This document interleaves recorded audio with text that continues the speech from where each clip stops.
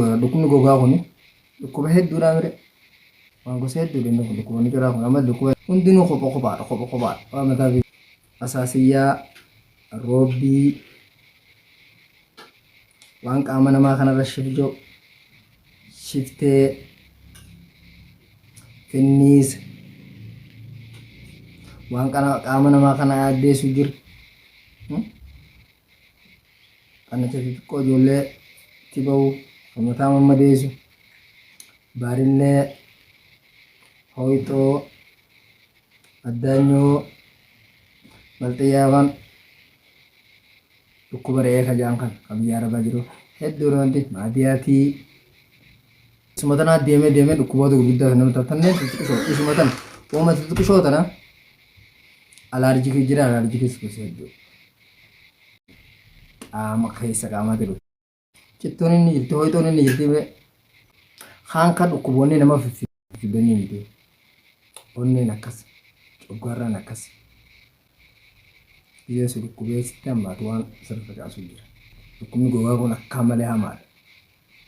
inni nuusi ajaa'illee si fidaa shurukkaa qaama keetii kanallee fidaa mire isuma kana hagizee hoyxu dhiiga baasuu jira isuma kana hagizee hoyxu bishaan baasuu jira isuma kana hagizee hoyxu orba baa'uu jira isuma kana hagizee hoyxu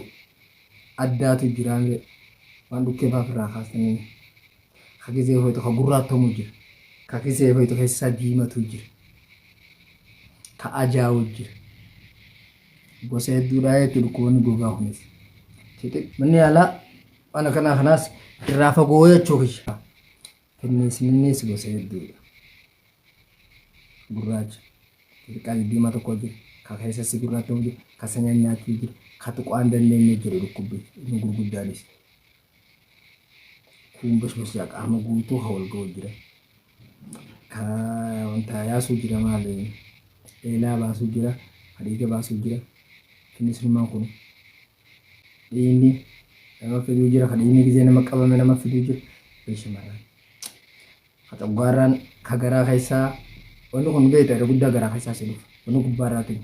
wanni kun gizee si bee qaamni keetillee inni ajaa'aa shurufkaa qaba dhukkuboonni ciraa kun akkasumatti hafuurri nama geessu jira maali garaa keessaa dhufa kunis